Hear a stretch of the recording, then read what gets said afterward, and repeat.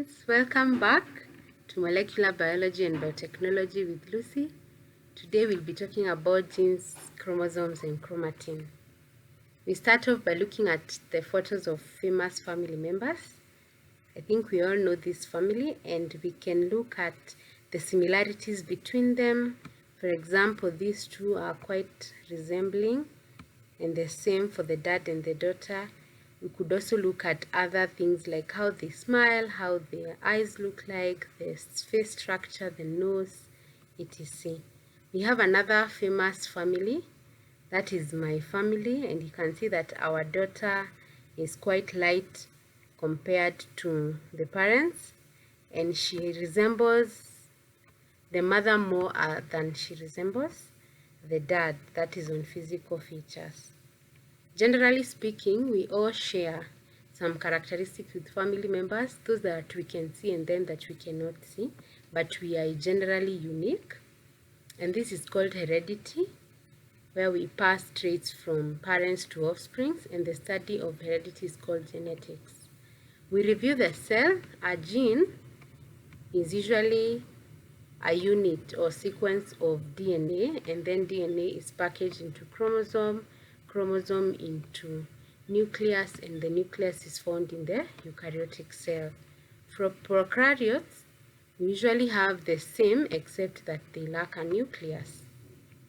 So a gene is a basic physical and functional unit of inheritance, and normally represents a sequence of DNA base pairs, which we call the genotype, and this is the section or the sequence that will code for protein, and then it will code for the organism's phenotype, which are now the observable traits like eye color and so on. Genes usually vary a lot in size.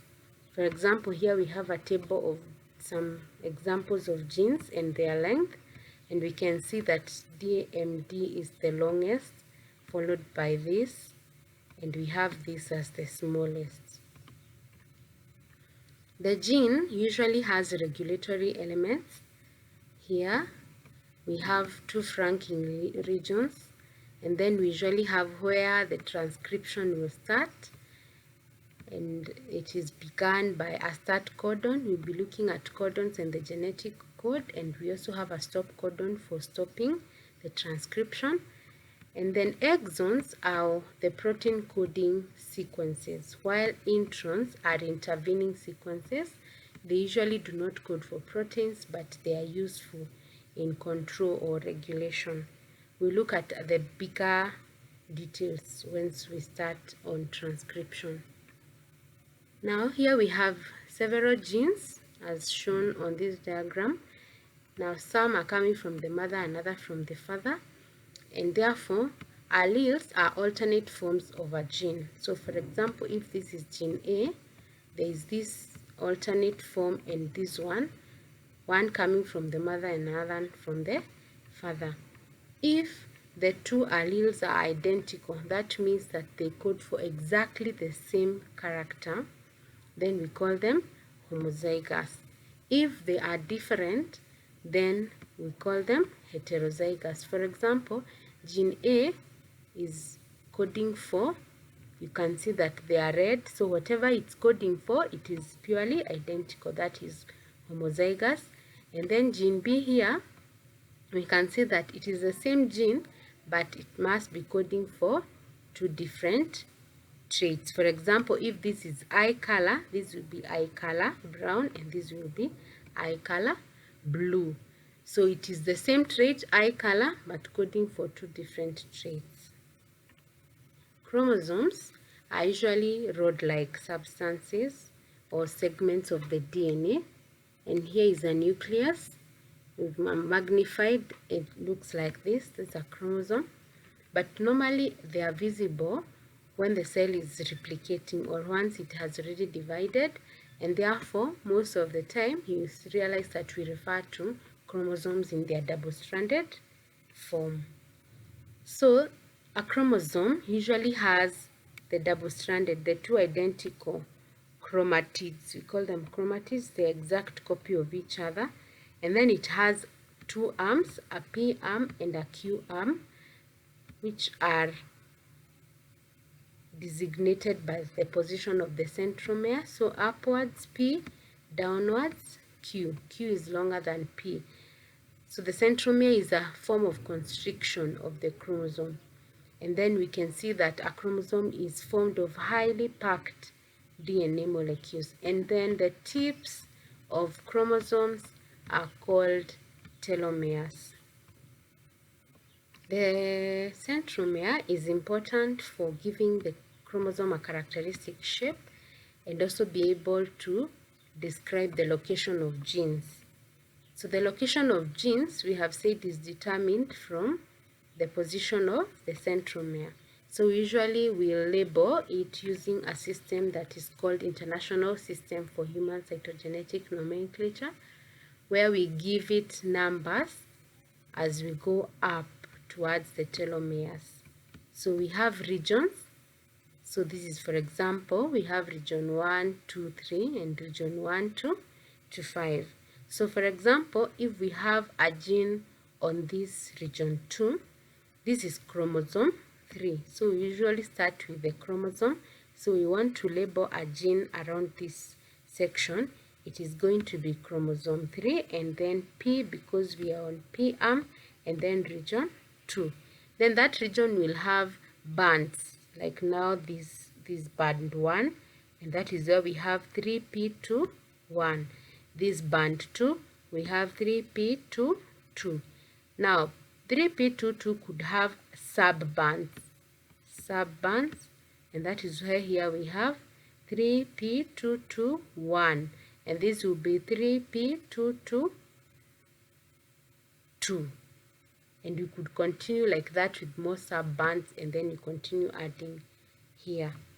For example, we have this exercise that will help us to label.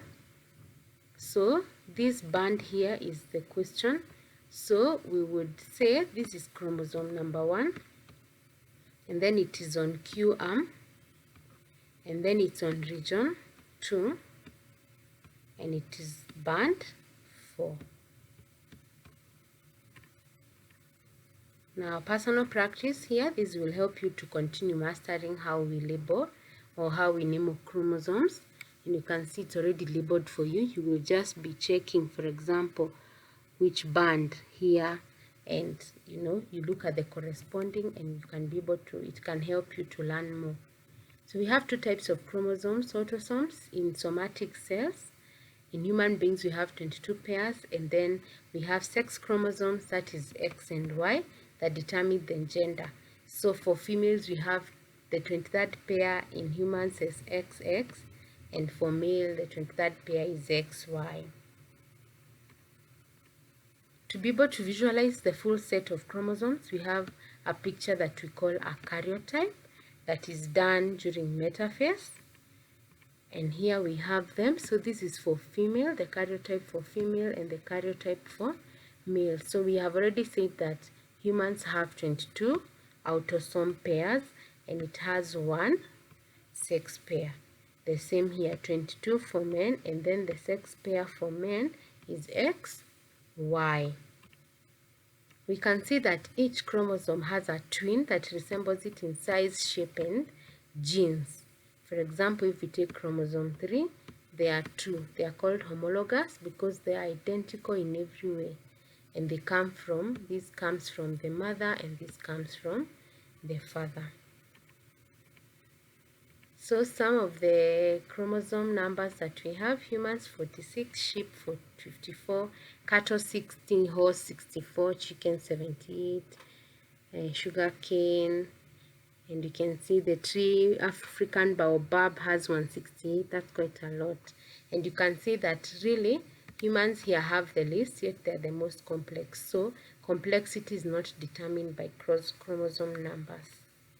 So in prokaryotes and viruses, they are usually monoploid. That means they have a single set of genes on a single chromosome on a single molecule of nucleic acid. So the human genome has about 3.2 billion base pairs, which has 20,000 to 25,000 of genes, and only 2% of DNA actually codes for proteins. So the rest is usually repetitive sequences that are called junk DNA. And also, most genes in all of us are actually the same. We only differ by less than 1%. That is the only thing that makes us different. So with all these 3.2 base pairs, then it would mean that if you were to read it aloud, you do it for 9.5 years without stopping. And that means it's very huge. So how then does it fit into cells that are just 1 to 100 micrometer long? So we usually have it looped into a protein matrix. So here is our DNA double helix. It is going to be looped into octomers or histone octomers to form nucleosomes.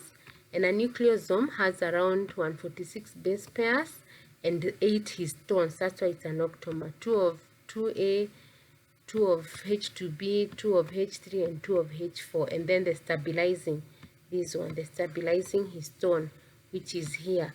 And we also have, in between here, we have non-histone proteins. Now this again will now form into a 3D structure called a chromatin fiber. You can see how wrapped now our bead or string has been wrapped into a 3D structure. And then this is looped again into looped domains so that it can even become smaller. And this is the level of compaction of what we call chromatin. And the chromatin has now the lightly packed chromatin, which has a lot of genes, and it's often under active transcription.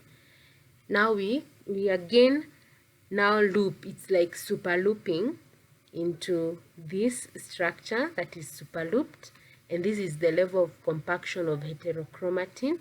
Now heterochromatin is the opposite of euchromatin because here we have tightly packed, meaning it is very tight, and is usually found at mainly centromeres and telomeres, and it is repetitive and it's gene poor.